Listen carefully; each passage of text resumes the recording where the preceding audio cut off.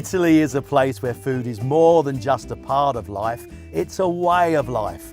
I remember the first time I came to Italy around 20 years ago, long before I knew I'd end up with personal connections here, and the memories are still so strong because of the foods I was introduced to. You know, these recipes that have been passed down through generations, the dishes really stayed with me, so much so that I brought them home and have cooked them for my own family over the years.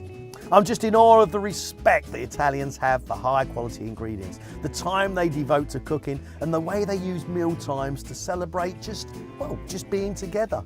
There's so much to discover here and it's never what you'd expect. You'll never forget the experience of finding porcini mushrooms in the middle of the woods or of being invited into a local's kitchen to learn something unique to the region they're from. This is the real Italy and I can't wait to share it with you.